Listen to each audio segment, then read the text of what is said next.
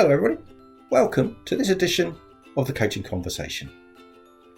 In this series, we're looking to help business owners, business leaders see how coaching can help them and their teams be the people they want to be, achieve the things they really want to achieve in their life. We also aim it at fellow coaches. What we're really looking to do is to show them our experiences and hope that that inspires them and helps them develop their own skills and practices. I'm Graham Wiley. I've been coaching business leaders and business owners around the world for the last 2 decades. Nothing more to say now other than get ready, get comfortable. Here comes this edition of the Coaching Conversation. For today, I thought the subject would be really interesting if we talked about coaching people who are just on the cusp of becoming new leaders. And what do I mean by new leaders? Well, it could be someone who's been promoted. It could be someone who is perhaps for the first time getting significant responsibilities. Or it could be somebody who is new to being an entrepreneur, someone who's just started up in business and is just beginning to come to terms with what that all means.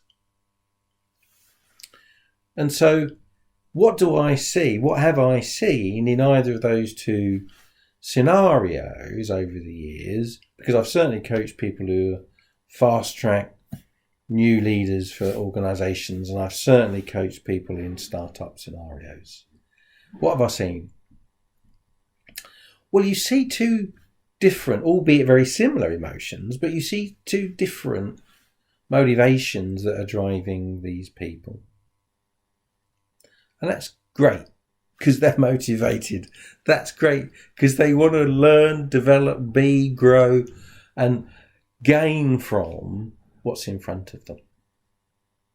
So if we deal with a fast-track professional, someone who is being accelerated through the development program with your coaching program to help them really maximize their talents and abilities, then often the beauty of that is they're in a very supportive environment. Their employer, their manager, their supervisor is really keen that they're successful. And so the trick here is to understand what the start point is. What are they already really, really good at? What are they looking to grow and develop in as a leader? What does their sponsor, their boss, the man paying the bill or the lady paying the bill, what do they want from this next stage of that person's development? And therefore, how can you build that into a meaningful set of goals that you can both work through during the coaching program? It's very often true that you find, therefore, at that situation, that point in that person's progression, you'll see very similar things. You'll see the ability to delegate. How good are they at delegation?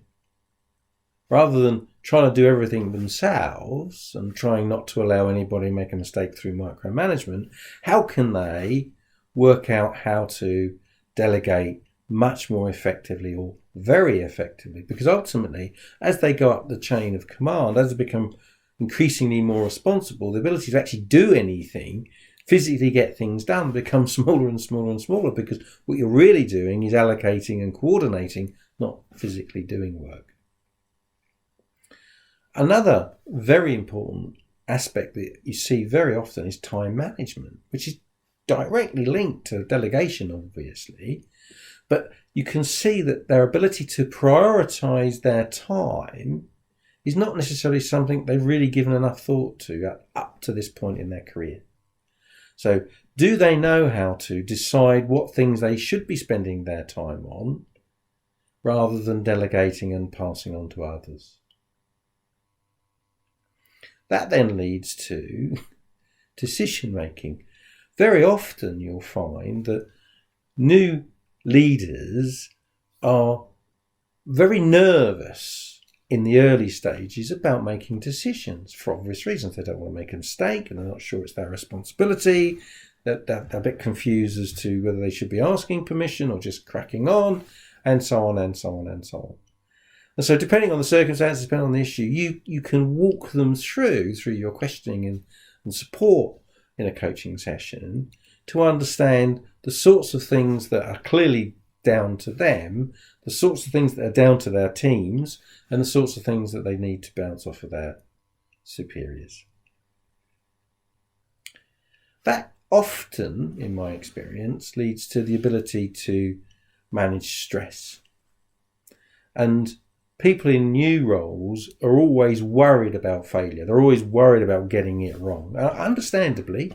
And it's that desire to succeed, as opposed to fail or accept failure, is what's singled them out in the first place. But you don't want that to grow and become itself a problem that inhibits their ability to take risks, inhibits their ability to delegate, to manage, and so on and so on. You really don't want them to get any serious consequences of imposter syndrome.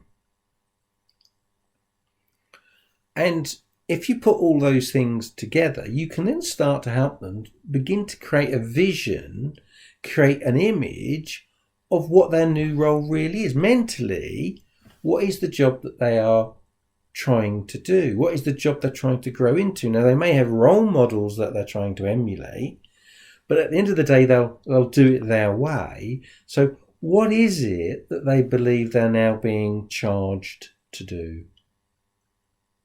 And that then helps you create a vision of confidence, a vision of priority, the things that they really need to be driving competence in to be able to do the role that you've just helped them create.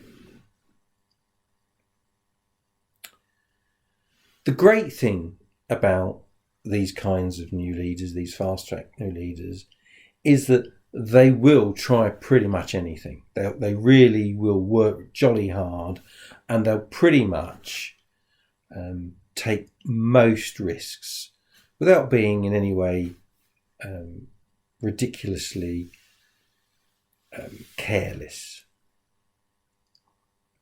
And that enables you, therefore, to stretch them as the coach. That enables you to really help them push themselves with some pretty demanding stuff. And ultimately, that's why they're there. That's why you're there, for that purpose. So what's the difference between that and someone who's starting, someone who's starting again, or possibly starting for the first time, a new business? Well, on some levels, it's the same thing. They've got to create a vision of what it is they're trying to create. Are they looking to create a business that's going to employ thousands of people, can be self-sustaining and it's going to grow? Or are they looking really just to be vocationally committed and self-employed to doing the things that they simply love doing?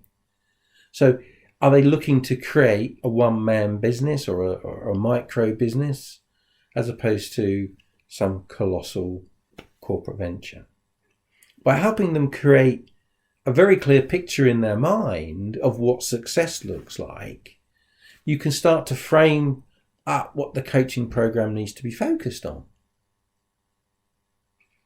So if someone is looking to grow really rapidly in a corporate context, then they need to be thinking like that. They need to be thinking about where they're going to get those kinds of customers, they're going to get the kinds of clients that are going to be able to generate those kinds of fees. Where are they going to get the team of people from? How are they going to recruit them, attract them, retain them, motivate them, drive them? How are they going to keep their own edge? How are they going to keep themselves completely competitive in that marketplace as they grow? How are they going to deal with risk? And risk is going to be real. It might be financial risk. They may be having to borrow money or get support from investors. How are they going to manage their expectations and their financial needs at the same time as worrying about the financial performance of the business and growing it? If they are a one-man band, it might be that actually what's really, really important is an income. The most important thing is they need to get short-term some clients who are going to pay enough money for them to be able to support themselves and ultimately keep the business afloat. And so a lot of the conversation that you get them to focus on might be very short-term marketing initiatives, might be very short-term selling initiatives. It might be about how are they taking their business to market? How are they actually finding their clients? And have they thought it fully through? Do they have a complete plan? And so on and so on and so on. In both cases, as I mentioned, risk might be there in terms of failure, but risk might be there in terms of reputation as well. Both of those kinds of people might fear failure in terms of, well, if I am unable to make this work, will I gain useful employment afterwards if I have to return to the job market? And so helping them think through what the worst case scenario would be and to realise, actually, do you know what? That's not real, is it? There is no real downside to the reputation, because in the end, if you're a talented person, regardless of the background of what's happened, you will thrive. So, there we have it. The differences of helping coach new leaders. I hope you found that interesting, and I'll see you again in the next edition of the Coaching Conversation. Bye-bye. So, there you have it. That was the latest edition of the Coaching Conversation. Hope it was useful. Hope it did what it was meant to do for you. If you want any more information about our coaching practice, it's at the executivemindset.co.uk. While you're there, you can book your own free session, which will give you a much deeper insight to what coaching can really do for you. If you enjoyed the session, please give us a good rating. And if you want to reach out for further information, do email me at theexecutivemindset@sagegreen.com. That's about it for this time, and look forward to seeing you next time. Bye.